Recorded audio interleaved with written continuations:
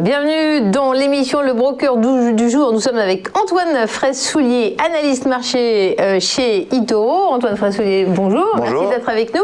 Et puis David Derry, French Partner chez eToro. Merci d'être avec nous. Je suis bien entourée.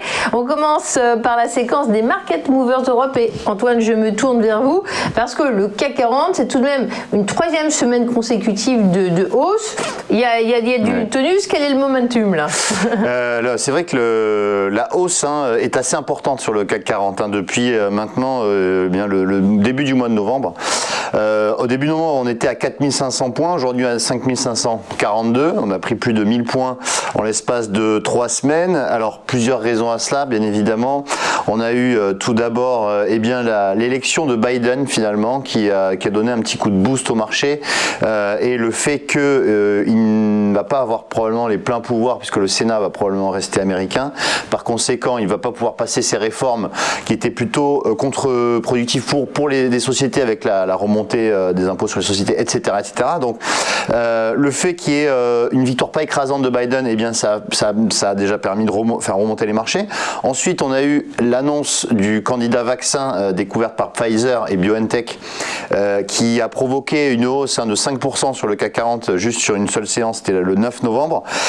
Ensuite, on a eu également l'annonce d'un autre vaccin avec Moderna Therapeutics, et hier on a eu aussi AstraZeneca. Donc là, on a 3 laboratoires qui nous disent qu'ils vont trouver un vaccin à peu près à 95%. Du coup, les marchés, je dirais pas basculent dans l'euphorie, mais pas loin. On a un CAC 40 qui progresse quand même de plus de 21% depuis le début du mois. C'est le meilleur mois, c'est le deuxième meilleur mois depuis l'histoire du CAC 40. Le CAC 40, je rappelle, existe depuis 1988. Donc on va voir comment va se terminer ce mois de novembre, mais on a un mois qui est quasi historique. Maintenant, alors si on regarde un petit peu les prochains niveaux sur le CAC 40, eh bien on voit qu'on est un petit peu bloqué là actuellement parce que c'est ce niveau de résistance à 5530, alors on est en train de le tester, qui est le niveau du 3 mars dernier. Si on venait à dépasser ce niveau, eh bien finalement le prochain niveau de résistance se situe ici au niveau du gap, donc c'est 5009, et pourquoi pas retrouver ces 5009 à la fin de l'année.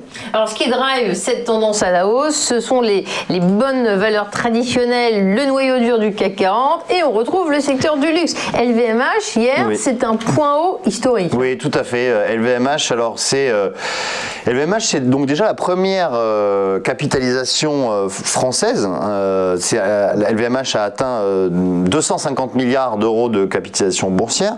C'est la première société du luxe au monde, et LVMH, comme vous pouvez le voir sur ce graphique, a inscrit un sommet historique en bourse, plus haut jamais atteint. On est quasiment à 500 euros, on a fait 498 euros sur LVMH, et c'est vrai que le luxe, c'est un secteur qui traverse les crises, j'ai envie de dire, quasi sans encombre. Et pourtant l'Asie était impactée au départ. Tout à fait, oui. Et puis d'ailleurs ça s'est remarqué sur le titre LVMH, puisque le titre est passé de 425 euros à 280 à peu près. Et malgré cela, on a finalement un secteur du luxe dans son ensemble qui a réussi à traverser la crise en se réinventant un petit peu, c'est-à-dire en accentuant toutes les ventes en ligne. Les ventes en ligne ont vraiment explosé pour le marché du luxe, et aussi parce que effectivement ça repart en Chine. On a vu en Chine, il n'y a quasiment plus aucun cas de Covid, et les ventes sont reparties de manière très significative en Chine. Donc ça a permis à LVMH déjà de délivrer un 3e trimestre extrêmement fort, et donc ça a permis d'inscrire un nouveau sommet historique sur la valeur. Donc c'était hier. D'ailleurs on parle de LVMH, mais pour Hermès et Kering, il n'y a pas trop d'inquiétude à avoir non plus. C'est exactement la même chose, puisque pour Hermès et Kering, on a eu des sommets historiques qui ont été faits également la semaine dernière sur ces 2 titres. Alors du côté des télécoms, c'est pas la même histoire. Alors du côté télécom, c'est pas vraiment la même histoire, même si on a une valeur qui est quand même tire son épingle du jeu, c'est Iliad qui est la maison mère de Free, et Iliad qui est quand même en progression depuis le début de l'année de quasiment 50%. Alors Iliad, c'est vrai que Iliad casse en fait un petit peu les codes hein, en proposant des forfaits toujours plus bas, mais on a un afflux de nouveaux abonnés, hein, plus de 800 000 sur Iliad depuis le début de l'année, donc c'est assez conséquent. Et c'est vrai qu'on a un titre Iliad qui surperforme l'ensemble du secteur, qui surperforme par exemple Altice. Altice c'est la maison mère de SFR et Altice qui est également la maison mère d'RMC, mais Altice et BFM bien sûr. Altice qui, comme vous le voyez à l'écran, ne progresse plus. Même en fait, Patrick Drahi, son PDG, a annoncé qu'il voulait racheter le flottant en fait d'Altis. Donc du coup, Altis va sortir de la cote hein, très prochainement, donc ne sera plus coté en bourse.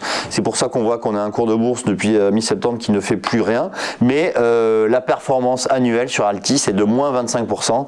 Donc d'un côté, on a Altis à moins 25, de notre Iliad à plus 50.